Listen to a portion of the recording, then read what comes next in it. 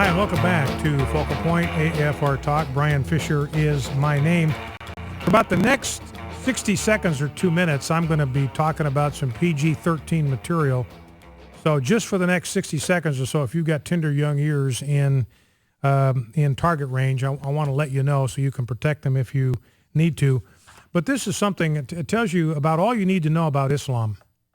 As you know, homosexuality is prohibited in Islam. It is contrary to the teachings of Muhammad. But there is one exception, and I'm going to try to be as non-graphic as I possibly can, just be anatomically correct here. But there is a fatwa. You can go to my Twitter feed, you can go to the Facebook feed and get the link to this and see it for yourself, where there is an imam, a Muslim preacher, that says homosexuality is okay if the purpose of you engaging in that behavior is to increase the aperture of that part of your body so it can hold a bomb so you can go and blow yourself up for Allah. I kid you not. It's okay according to Islam under those circumstances. All right, we're done with the PG-13 portion, and you can welcome tender young ears back to the listening audience. Now, you may be aware that yesterday was today rather, is Nelson Mandela's funeral celebration. A couple things about that are just, I don't know. President Obama took a selfie. You know what a selfie is, where you take a picture of yourself somewhere and post it on your Instagram or your Twitter feed or your Facebook or whatever. And President Obama took a selfie. He took a picture of himself at this funeral.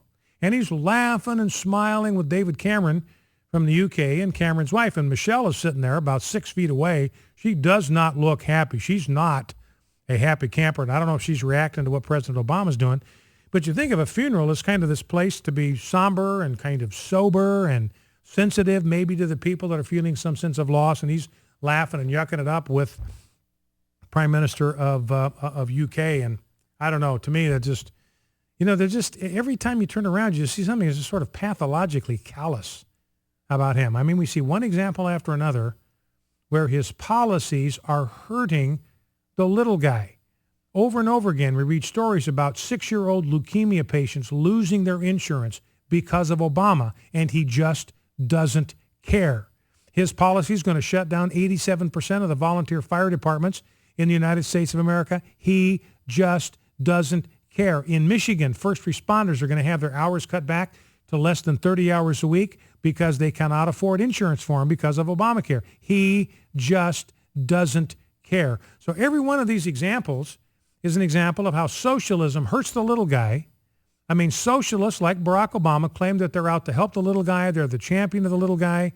And they're not. Every one of their policies drills the little guy to the floor. It hurts the little guy. It picks his pocket. It holds him down. It oppresses him. It entangles him in a web of lifelong dependency on government handouts. There's nothing ennobling about socialism. Hurts the little guy every time you turn around. No, anyway, so he takes this selfie. I want you to listen. Jeff, let's grab clip number 10.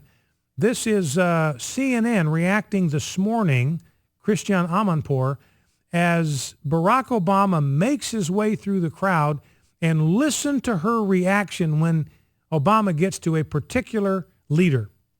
There have been a lot of questions raised about security here, and before I came on, we were walking around and talking to security officials.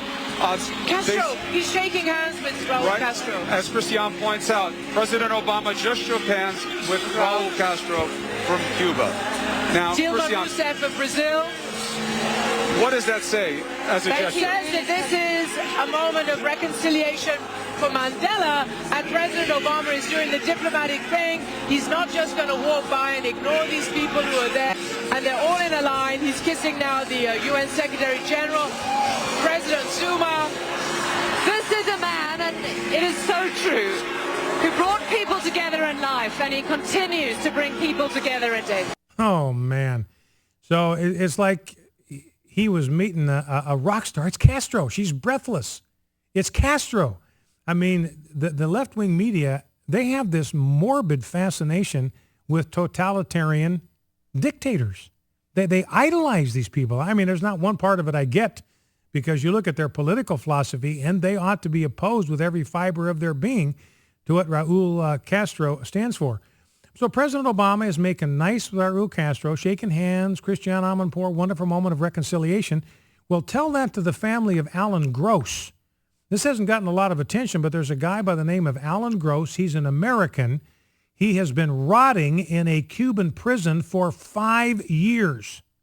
Now, what happened is Alan Gross, he's 64. He's a husband. He's a father. He's an American. He was detained by Cuban authorities in December of 2009. He was summarily tried and sentenced to 15 years in those hellholes of prisons that pass for detainment centers in the island nation of Cuba. You know what his crime was? He was delivering a portable computer and a cell phone to Cuba's Jewish community. He wanted to gift them with a computer and a cell phone so they could have some sort of contact with the outside world. And for that crime, he's been rotting in a Cuban prison for the last 5 years. He's lost 100 pounds. He suffers from degenerative arthritis. His health is continuing to deteriorate. You can't imagine the toll. I mean, you can only imagine the toll it's taken on him and on his family. And yet, as far as Christiane Amanpour is concerned, the fact that Barack Obama shook hands with this guy, made nice with him, smiled with him, wonderful moment of reconciliation. By the way, there was a downpour there.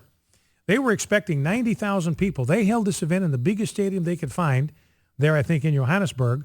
90,000 seats. They even had overflow facilities, other venues, because they thought this place is going to be packed out. We're going to need extra venues. Place was half empty. So the magic is gone for Barack Obama. All right, well, let's go back to the phone. Wait a minute. I want to play, let's play the first clip, Rob. Let's play clip number one. Here's a brief excerpt from President Obama's remarks today at Mandela's funeral. And so we too must act on behalf of justice. We too must act on behalf of peace. There are too many people who happily embrace Madiba's legacy of racial reconciliation, but passionately resist even modest reforms that would challenge chronic poverty and growing inequality. There are too many leaders who claim solidarity with Madiba's struggle for freedom, but do not tolerate dissent from their own people.